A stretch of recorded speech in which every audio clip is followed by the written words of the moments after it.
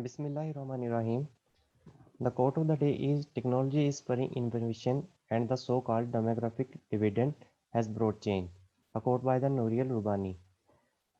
Today the topic of presentation is demographic dividend and its stages under the supervision of Dr. Saira Afzal. The learning outlines of today's presentation is what is demographic dividend, stages of demographic dividend and relation to the demographic transition with example, life cycle consumption model, achieving the demographic dividend, benefits of demographic dividend and demographic dividend in Pakistan, and at the last are the MCQs. The learning objectives. By the end of this presentation, participants will be able to describe what is demographic dividend, how it is achieved, how it is delivered, why has Pakistan not benefited from it, how Pakistan can still reap the demographic dividend, and policies for capturing the demographic dividend in Pakistan. Now, what is demographic dividend? It is the window of opportunity for the economic growth potential that can result from shifts in population's age structure, mainly when the share of working age population, that is from 15 to 64 years of age, is larger than the non-working age population, that is 14 and younger, and the 65 and elder age. Demographic dividend occurs when the proportion of working people in the total population is high, because this indicates that more people have the potential to be productive and contribute to the growth of the economy. Demographic dividend is also called the demographic bonus. Now, this figure show indicates that when the dependent younger age population is greater than the working age population, then there are more younger age population to feed, and when the working age population becomes higher than the younger dependent population, the demographic dividend is achieved. Now, what is demographic gift? Due to the dividend between young and old, there is great potential for economic gains, which has been termed the demographic gift. In order for economic growth to occur, the younger population must have the access to a quality of education, adequate nutrition, and health, including access to sexual and reproductive health. Now, the demographic transition. To receive a demographic dividend, a country must go through a demographic transition, the transition from a larger rural agriculture society with high fertility and mortality rates to a predominantly urban industrial society with low fertility and mortality rates. It has two phases, that is the first demographic dividend and the second demographic dividend. Now, the first demographic dividend.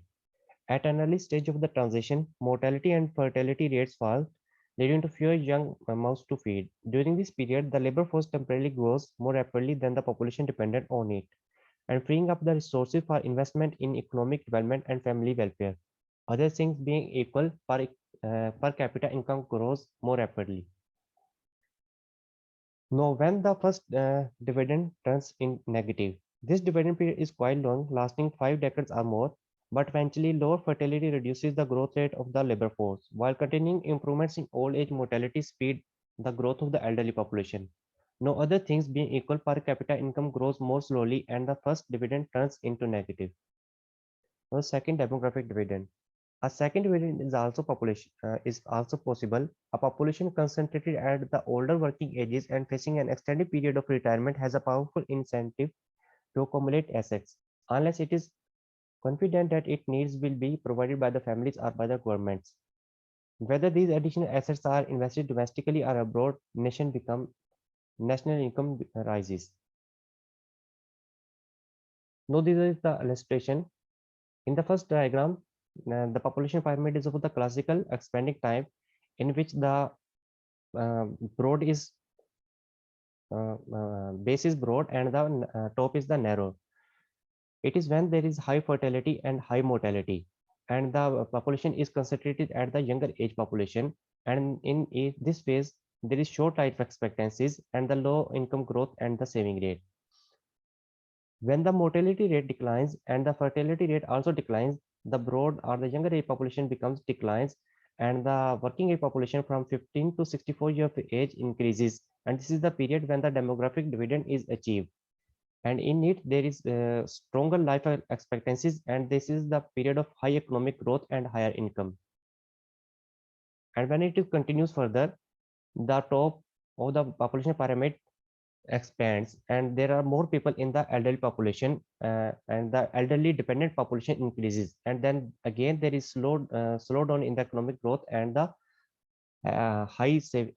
had a high saving rate. This is the period for the second demographic dividend. Now the linkages of the demographic dividend with the demographic transition. In stage one of the demographic transition, when there is high mortality and high fertility, the population pyramid is of the expanding type, and when the mortality rate decreases, it becomes conical in shape, and when the fertility rate declines, it is the phase when the demographic dividend starts. By the decline in mortality, the population of children increases, and when the birth rate decreases, the children or the younger age population decreases, and the population of the working age population increases. So the demographic dividend starts. Dividend period, dividend period is a window of opportunity rather than a guarantee of improved standards of living. The demographic dividend must be viewed as an opportunity which, if realized, could lead to a higher productivity and economic growth. But the same dividend could also turn into demographic disaster if the large numbers of young people entering the labor market are not productively employed. In short, the first dividend yields a transitive bonus, and the second transforms that bonus into greater assets and sustainable development. These outcomes are not automatic but depend on implementation of effective policies. Thus, a dividend period is a window of opportunity rather than a guarantee of improved standards of living. The dividends are sequential. The first dividend begins first and comes to an end, and the second dividend begins somewhat later and continues indefinitely. They certainly overlap. This is the example of Thailand, in which in 1965 the population pyramid is of the expanding type, and in 2005 the dependent population, that is in the younger age population and the elder population, becomes less and the working age population increases. And this is the projected population pyramid in 2050, when the population will be more in the elderly age.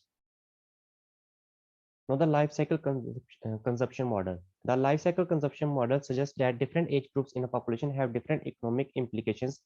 The young needs investment in health and education, adults supply labor, income and savings, and at old age there is need for retirement income and again a requirement to invest in health. As the relative size of each of these age groups change in population, similar is the respective impact of the economic behavior associated with different ages. This is the graph for the life cycle consumption model. The line indicates the income and the dotted line indicates the consumption. When the people are in younger age group, there is no income while there are expenses on health, education, diet, etc. And when the person are between the ages of 15 to 64, and there is a period of high productivity and a highly income while the expenses are low. While in elderly age population, the income decreases. The share of income is only from the retirements and the savings, but there still are the expenses on health or other livelihoods. Now, what is needed to achieve a demographic dividend? Simply having a large workforce is not sufficient to achieve a demographic dividend, as having a large supply of labor merely provides a window of opportunity. To achieve a demographic dividend, nations must have to make policies to get benefit from this opportunity. The policy needed are low fertility rate, in which there is again the family planning services and girls education, and the health and education policies, female labor force participation, and positive investment in climate and appropriate infrastructure that are discussed in detail here. The first is the low fertility rates. Without a fall in fertility rates, a country's working age population will have to support large numbers of children, thereby preventing women from entering the workforce and limiting the resources available to households and states to spend on productive investments. In order to lower fertility rates, governments can take a number of different measures, but the two most important methods are increasing access to family planning services and improving girls' access to education. Family planning services. To lower the fertility rates, government must invest in sexual and reproductive health and ensure that everyone who needs family planning services can access them. By meeting the unmet need for family planning services, governments could effectively reduce fertility rates and support women's autonomy to choose when or whatever they have children. Girls' education. Another important matter for lowering fertility rates is increasing girls' access to education, particularly secondary level of education. This is because education for girls helps girls to delay marriage and pregnancy. A girl with some secondary education is about 6 times less likely to be married as a child than a girl with only primary education or less. The later the girls marry, the fewer the children they have. Now the health and education. Education and training are required to help people become more skilled workers, but also to help workers learn new skills and to adapt to new businesses and a rapidly changing industrial environment. If countries cannot implement education policies, they cannot get benefit from the demographic dividend. Investing in health is also necessary to achieve a demographic dividend because improving the health of a population helps people to be better able to focus on work and education and therefore to become better skilled and more productive workers. The female labor force participation. States must create a social and legal environment in which are able to pursue education and can work. If women are prohibited from obtaining employment by legislation or compelled by custom to only work in the home, then countries will not be able to achieve a demographic dividend. One very important way to enhance women's empowerment and to create a more gender equitable environment is to lower fertility rates, as this frees up time and money which women can use to pursue education, to enter the labor force, and to participate in public life. It is for this reason that women's empowerment is often inversely correlated with the fertility rates. The positive investment climate and appropriate infrastructure. In order to reap the economic benefits of a low dependency ratio, states must create an environment that encourages investment and stimulates job creation. In order to do so, they must develop appropriate infrastructure, including financial infrastructure like transport system, banks, legal institutions, educate laws, and legal systems. Now, how the demographic dividend is delivered. There are four main areas where a country can find demographic dividend or the demographic bonus. First is the labor supply. More workers are added to the labor force, including more women. Sound policies are needed in this phase in demographic uh, dividend to be in place before the demographic transition to train and educate them so that they are so that no one is left unemployed. Number second is the savings. During the demographic period, personal savings grow and can be used to stimulate the economy. And then the human capital. With few births, parents are able to allocate more resources per child, leading to better education and health outcomes. And at the last is the economic growth. All these factors and GDP per capita is increased due to decrease in the dependency ratio. Now the opportunities for growth in output per capita. Composition effect. Increasing the ratio of producer to consumers, fertility decline can also add to this composition effect by relieving women from their childbearing responsibilities and enabling them to enter the labor market. And the behavioral effects. An increasing proportion of working age individuals in a population enhances overall productivity with improved skill level of the workers contributing to it. There are changes in aggregate saving and consumption following the life cycle pattern. Increase in savings can make capital more available and thus relatively cheaper.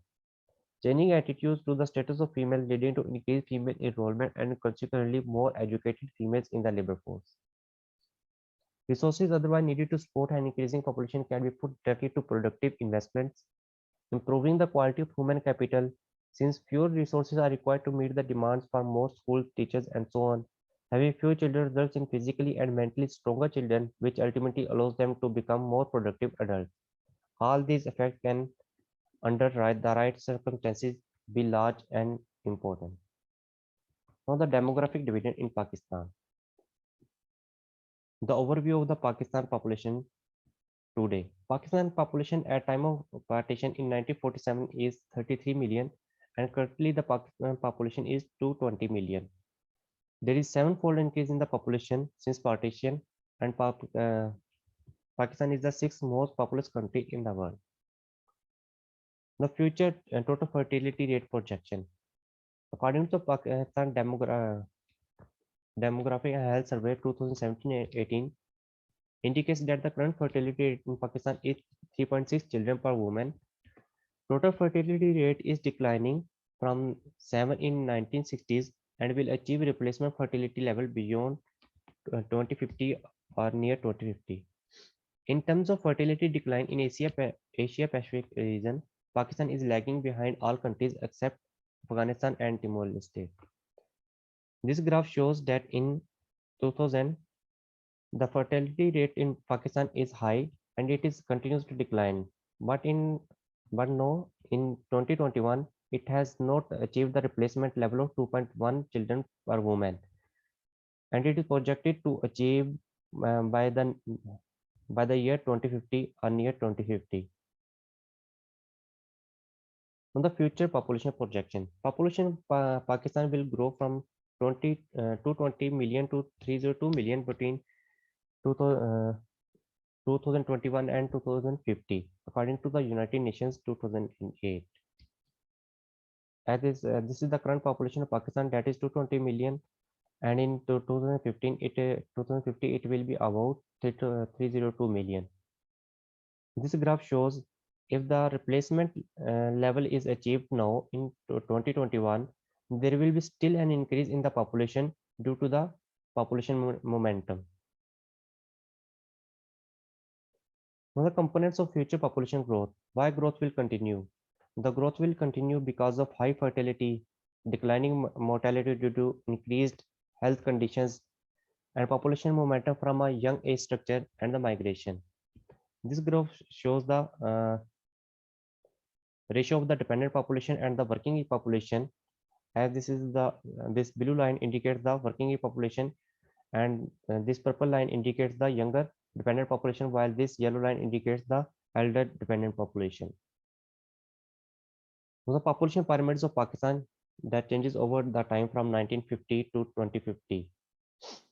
In 1950, when there is high mortality and high fertility, the population pyramid of Pakistan is expanding type, and in 2000, the population pyramid is attaining the shape of like a cone, and in 2025 it will attain the shape of a more conical shape when the younger age population between below the age of 15 will be more, and this is the future projected population pyramid of the Pakistan when there will be more uh, people in the elder age group above the age of 65. Now the timing and duration of demographic dividend for Pakistan. This graph shows that Pakistan has attained the demographic dividend in 1990s, and it will continue till the 2050 or near 2050. Now the challenge for Pakistan. There is therefore growing concern within and outside the country that a central development challenge for Pakistan is how it addresses the rapid growth of population, which if left unchecked could exert a drag on economic growth and delay the onset of demographic dividend. There are concerns too that although Pakistan is on the cusp of benefiting from the dividend, given changes in age structure, the dividend may be lost because of failure to tackle population growth. Why has Pakistan not benefited from the demographic dividend?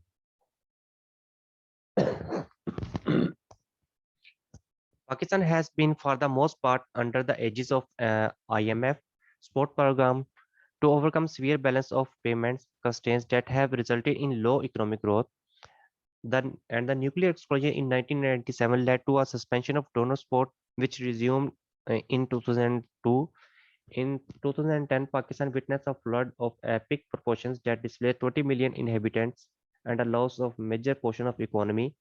Severe energy shortages. Pakistan is also facing the threats of terrorism, low female labor force, and low levels of education and skills in the labor force, and political instability. These are all the reasons why Pakistan has not benefited from the demographic dividend, which has achieved about 25 to 30 years ago. Now, how Pakistan can still reap the demographic dividend? Pakistan has lost precious time in reaping the demographic dividend, which started some 25 to 30 years ago, but it is still not too late to do so, as the window of opportunity could last for another 30 years when the youth bulge gives way to an aging population. Creating more and better jobs for women and men, these policies are needed. Empowering the women, reducing gender disparities, and increasing female employment, and profiting from the youth bulge by investing in education and skills, by giving them necessary training. Breaking out of stagflation and into sustained growth by introducing these key measures. Stagflation is the stagnant economy when there is high in unemployment. The measures that needs to be taken are overcoming or substantially reducing energy shortages, reducing the budget deficit, rising revenues by taxing the unpaid sectors, exploiting new export opportunities to ensure a healthy trade balance, improving the security situation, ensuring better economic management, reducing corruption and political will based on consensus among major political parties. Now, policy for capturing the demographic dividend in Pakistan. The policies that needed are strengthening the family planning programs to expedite the fertility transition and to invest in human capital development by providing them education and skills. By giving them higher education, and it leads to the lower fertility, and education reduces population momentum by delaying the childbearing, and education is necessary to take advantage of the demographic dividend. On the recent update. The title of the article is The Demographic Dividend is More Than an Education Dividend.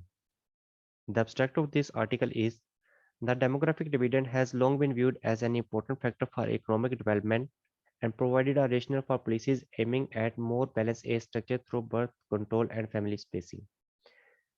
Assessing the relative importance of age structure and increase in human capital, recent work has argued that the demographic dividend is related to education and has suggested a dominance of improving education over age structure. Arguments of clear dominance of education over age structure are unwarranted and lead to potentially misleading policy conclusions. An increase in the working age population share has strong and significant positive effect on growth, even conditional on human capital. In line with the conventional notion of demographic dividend, an increase in human capital only has positive growth effects if combined with the suitable age structure. An increasing share of the most productive age groups has an additional positive effect on economic performance. While the results show considerable heterogeneity in the effect of age structure and human capital for the different levels of development. Now the time for the MCQs. The first MCQ, the changing age structure offers a demographic dividend for Pakistan. Identify from the following choices the relevant age range that allows for a demographic dividend. Which option is correct? A, B, C, B. or D? Yes, B is the B. correct option because demographic dividend is achieved when the working age population, that is between the age of 15 and 65, are more than the dependent population. Second MCQ, demographic transition is the accelerated economic growth. In which stage of demographic transition the first demographic dividend starts? Whether when it is high birth rate and high death rate, or whether when there is high birth rate and low death rate, or when there is low birth rate and low death rate, or when there is low birth rate and high death rate. Alpha. C is the correct D. option. C. As I showed in the demographic transition diagram, that when there is low mortality, there is increase in the younger age population or the children. And when the fertility declines, the children age population declines and the working age population continues to increase. And this is the period when the demographic dividend is achieved. So C is the right option. Following are the population pyramids of different countries. Which of them is in the first demographic dividend phase? Whether A, B, C, or D? A. B. C is the right option. A and B are not correct because the bases are broad. Uh, there are more young dependent population.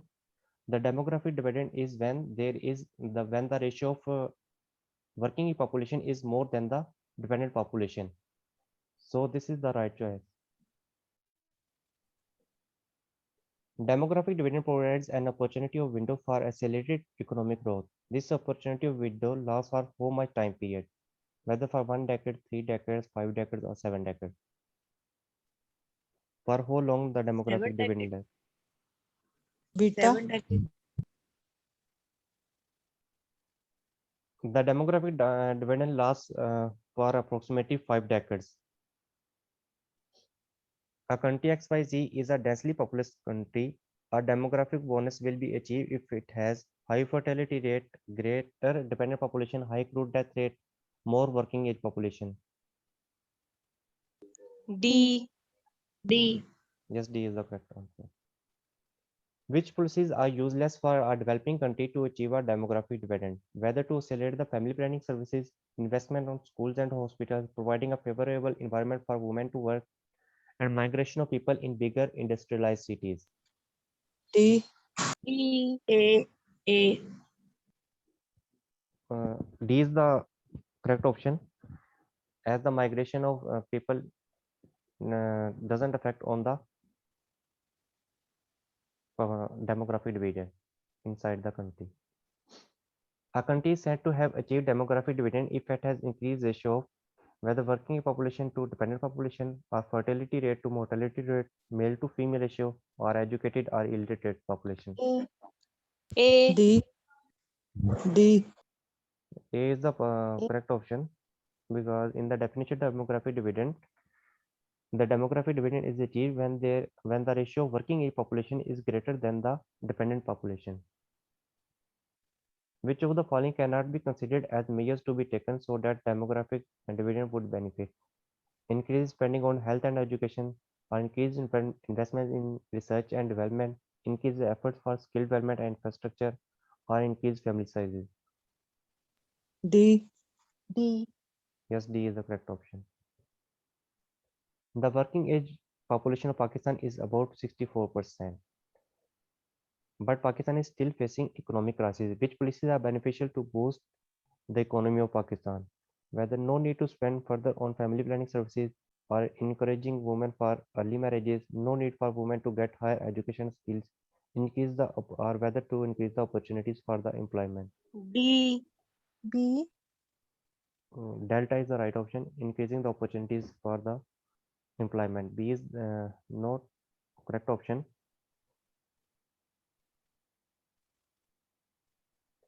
To achieve demographic dividend, families are advised to limit their family sizes so that parents can allocate more resources per child in terms of their education and health. Which statement is not true regarding its benefits? It is not beneficial at all because it eventually leads to less labor force in future. Option B is beneficial in a way that it provides more healthy and skilled labor force in future. C option is sparing women from household and to work productively. And D option is personal savings increase, which then contribute to the country's economy. Which is the correct option? B. Alpha is the D. alpha is the correct option. We have to choose the option that is not correct. Alpha is not correct uh, because to achieve a demographic dividend, less family size is required. This is the key of the MCQs. These are the references of my presentation, and thank you.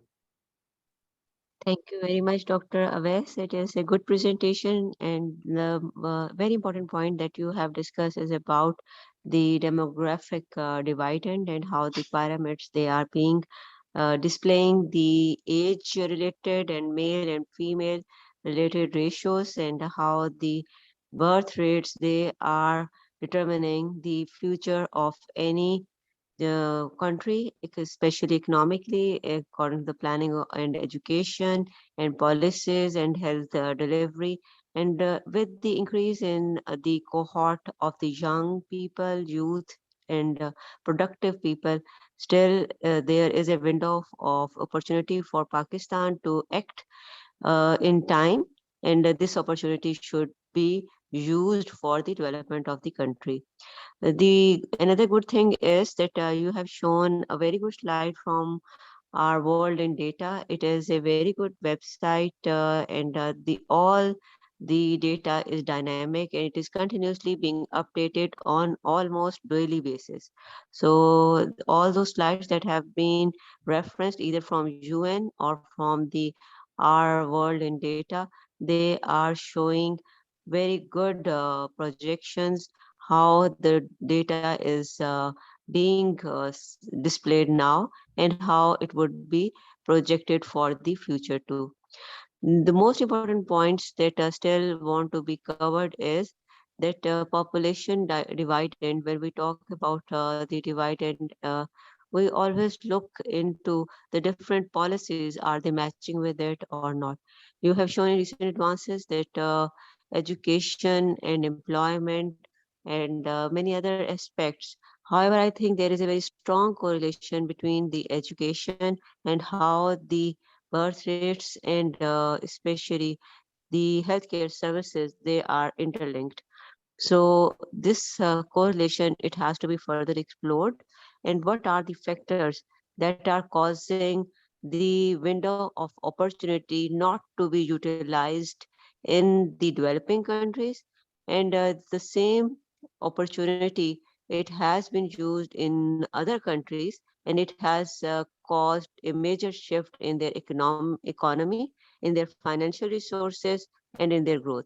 So I think one more slide is required in recent advances about the countries like Malaysia and some other countries who have used their window of opportunity very effectively in order to produce good results. Similarly, if you talk about education, Sri Lanka has used it as an effective tool for their development.